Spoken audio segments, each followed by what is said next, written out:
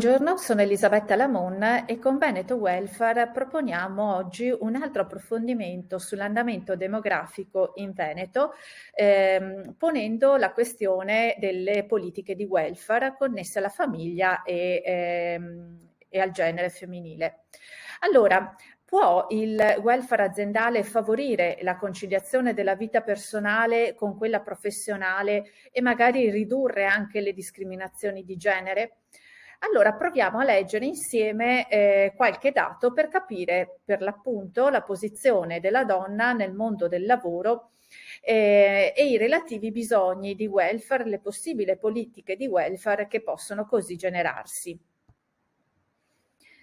Analizzando la ripartizione della popolazione per fasce d'età e per sesso riferite all'anno 2021 e andando a vedere il peso percentuale della popolazione femminile, possiamo notare che appunto in Veneto vi è un sostanziale equilibrio di genere almeno fino ai 70 anni. Dopo, il peso percentuale della popolazione femminile incide molto, indicando che la donna vive mediamente più dell'uomo. Già questo primo dato, legato all'aspettativa di vita, ci fa pensare appunto alla necessità di una programmazione di politiche di welfare che consideri la posizione della donna nella società quando appunto sarà anziana e sola. Questione che al momento non sta trovando però delle risposte significative. E purtroppo il genere femminile sembra anche essere sfavorito durante lo sviluppo della carriera lavorativa.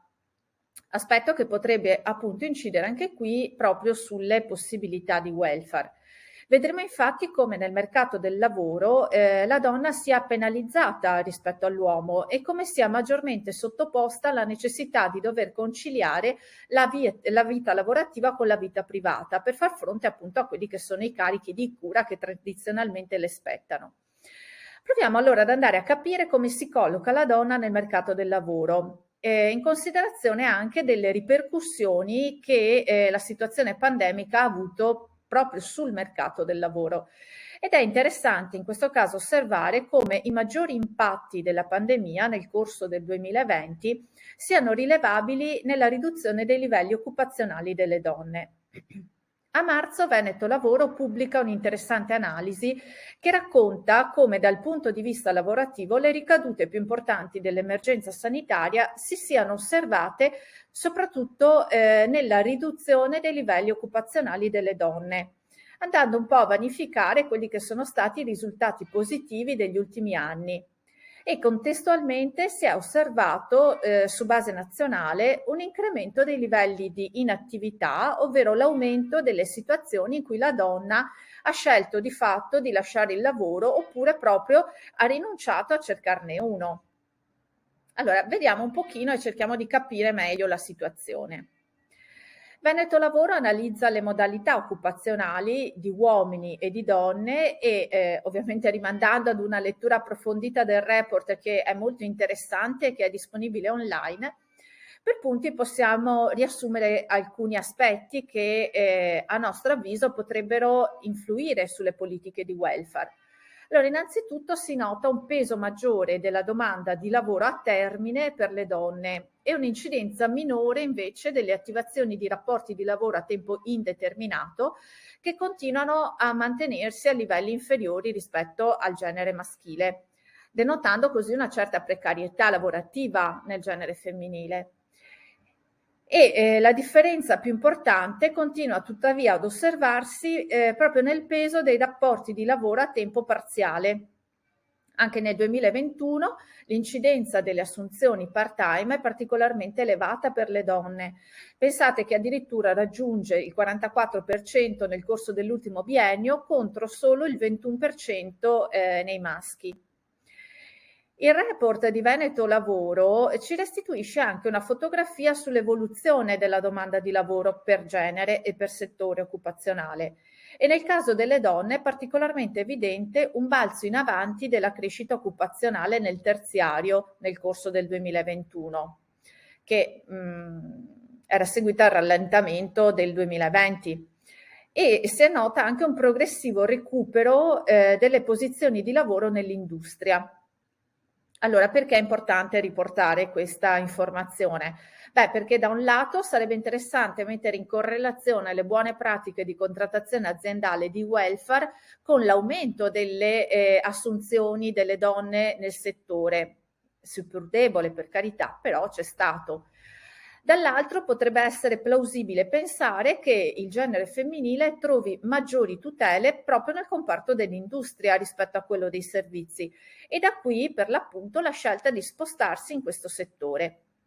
Il forte balzo della domanda di lavoro nei servizi, d'altra parte, ci fa pensare a posizioni lavorative in qualche modo più flessibili, che hanno sì ridotte possibilità di welfare, ma che di fatto vanno a garantire un orario di lavoro ridotto, ad esempio, che consente, lo sappiamo bene, una maggiore conciliazione con gli impegni familiari.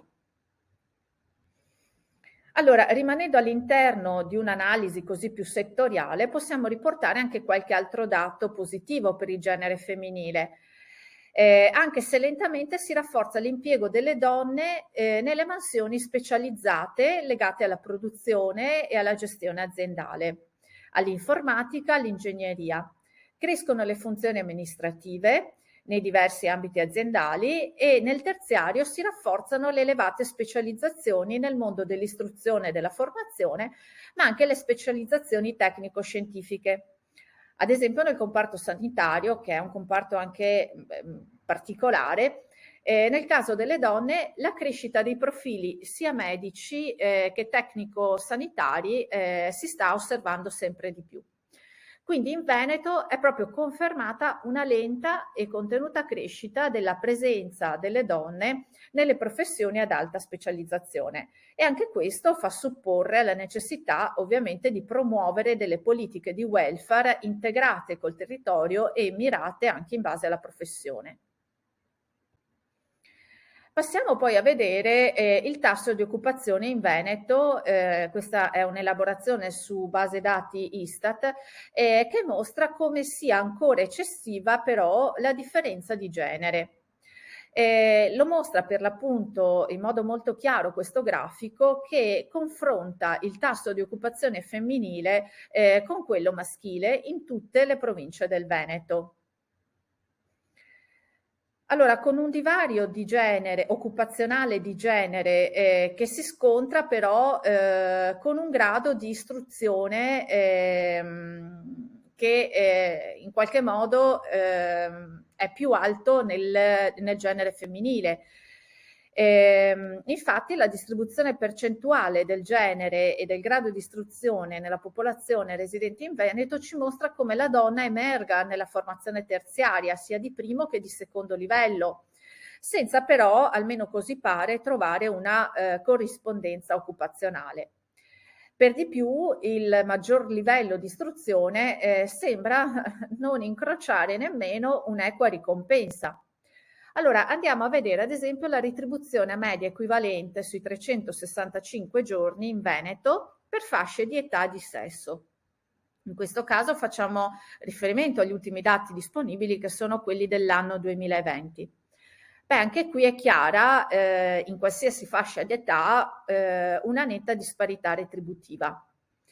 È altrettanto chiaro come il genere maschile registri un progressivo avanzamento invece di carriera che comporta anche un aumento della retribuzione, mentre per il genere femminile si conta una retribuzione che rimane praticamente costante, nettamente più bassa rispetto all'uomo. Significativo, se andiamo a vedere nel dettaglio il grafico, come dai 45 anni circa fino all'età pensionabile l'uomo veda crescere la sua retribuzione da 41.000 euro ai 46.000 euro medi annui, mentre la donna rimane ferma ai 28.000. Allora, in parte la differenza salariale per genere si spiega anche con questo grafico, l'abbiamo detto anche prima, le donne sembrano essere maggiormente legate al lavoro dipendente, leggermente meno occupate a tempo indeterminato, ma soprattutto molto più impiegate in rapporti di lavoro part-time. Tema che, come ricordavamo prima, è connesso ovviamente agli obblighi familiari e di accudimento dei figli, ma anche dei genitori anziani, che tradizionalmente, ma anche un po' per stereotipo, vengono delegati alla figura femminile all'interno della coppia. Se poi vogliamo entrare ancora più nel dettaglio della questione familiare appena accennata, sempre in considerazione all'occupazione, questo primo dato è utile per avviare altre riflessioni sul tema del welfare e della conciliazione tra vita privata e lavoro.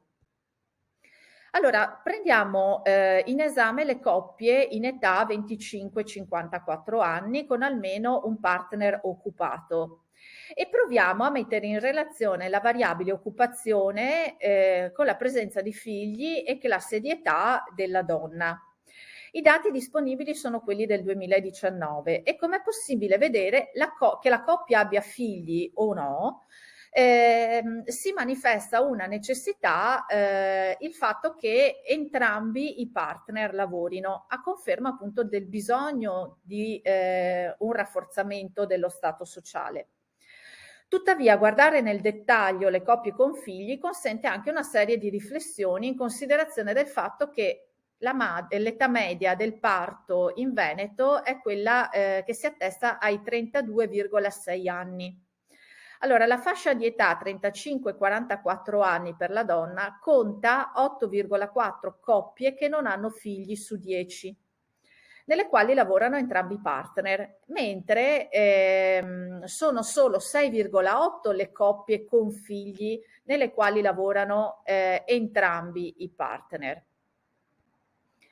Nell'ultima riflessione portiamo questa serie storica che mostra l'ampiezza dei nuclei familiari in Veneto.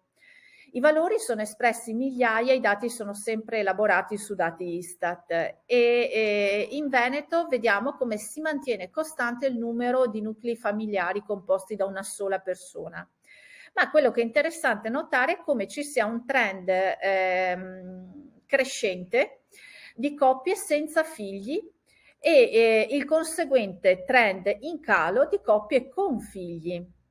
E questi ultimi dati suggeriscono l'urgenza di un nuovo modello di welfare che sia attento alle esigenze non solo delle giovani generazioni, come abbiamo visto negli appuntamenti precedenti, ma anche delle famiglie, per poter sostenere così la natalità e contrastare quello che abbiamo illustrato essere l'inverno demografico temuto e di fatto pericoloso per la competitività e l'attrattività di un territorio.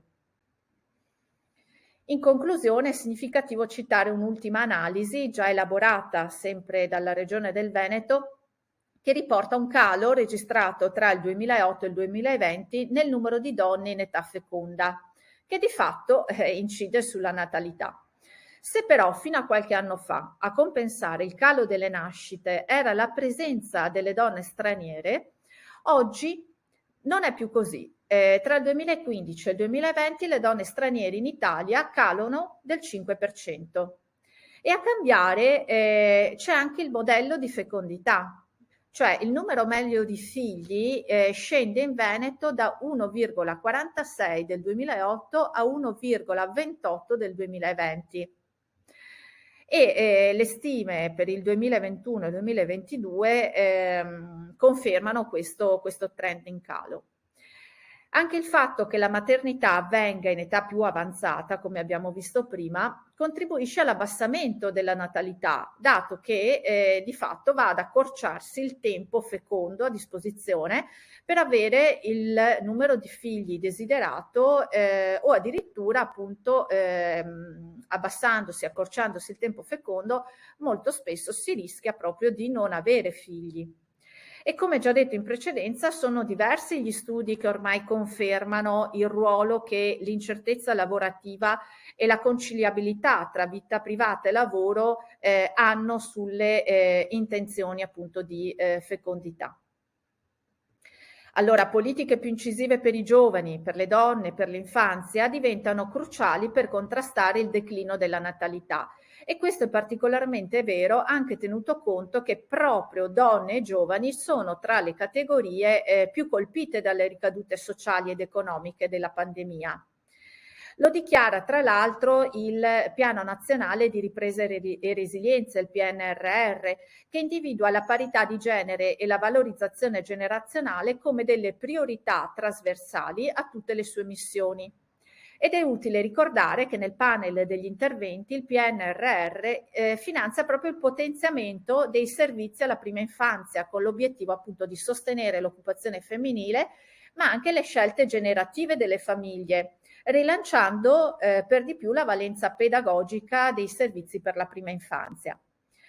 Io vi ringrazio per l'attenzione e vi invito a continuare a seguire le nostre rubriche.